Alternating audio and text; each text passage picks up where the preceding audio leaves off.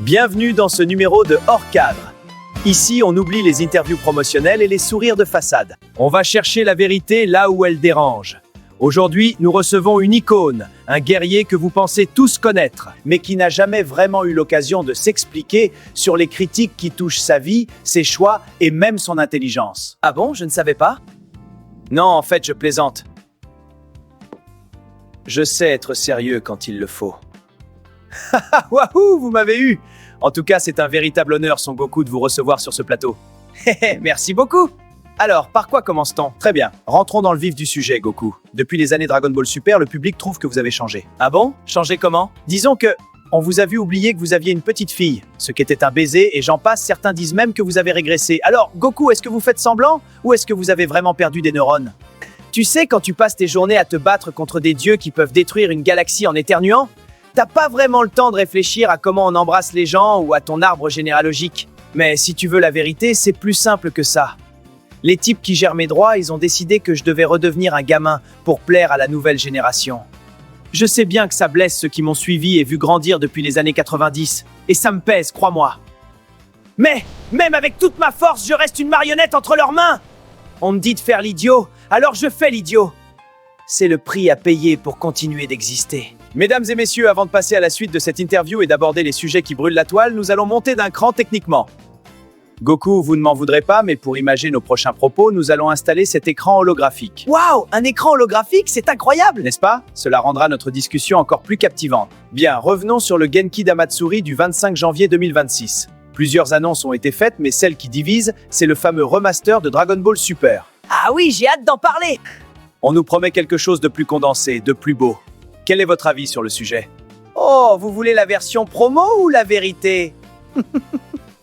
Parce que pour tout vous dire, j'ai l'impression qu'ils vous prennent vraiment pour des vaches à lait. Et croyez-moi, je m'y connais en vaches. C'est-à-dire? L'idée est quand même d'offrir une version ultime aux fans, non?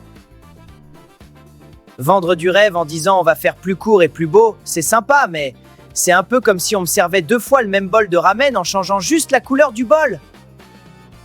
Écoutez, si vous voulez du condensé et de la belle image, vous n'avez qu'à simplement regarder le film Battle of God de 2013 et la résurrection de F de 2015. On a déjà tout fait là-dedans. Enfin bref, moi je dis ça, je dis rien. À vous de faire votre propre conclusion. Moi perso, je préfère passer mon temps à m'entraîner qu'à retourner en studio pour refaire des scènes que j'ai déjà tournées.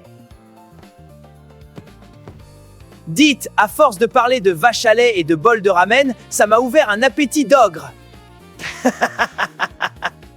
Promis Goku, à la fin de notre entretien, je vous invite au resto. Super, j'ai hâte. Alors reprenez vite vos questions, je suis tout oui. Très bien. Beaucoup de fans vous reprochent d'être un mauvais père, toujours absent pour vous entraîner. Qu'est-ce que vous leur répondez? Mais si sauver la planète pour que son fils puisse faire ses études en paix, ce n'est pas être un bon père, alors je n'y comprends plus rien. Les critiques disent que vous privilégiez le combat à votre famille? C'est injuste. De la naissance de Gohan jusqu'à l'arrivée de Raditz, j'étais là chaque jour. J'ai même mis l'entraînement de côté pour m'occuper de lui. La preuve, mon niveau n'avait presque pas bougé entre le 23e tournoi et mon frère. Les gens oublient, mais la plupart du temps, j'étais mort.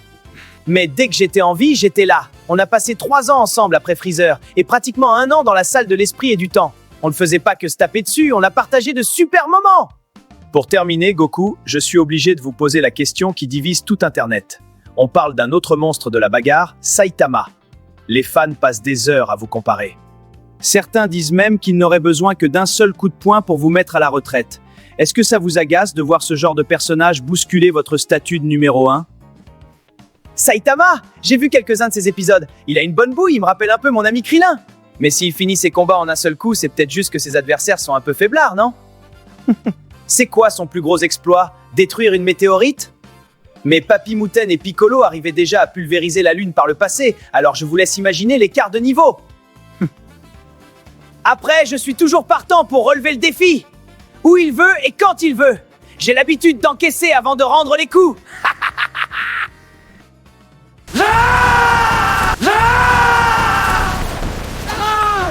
Mon studio!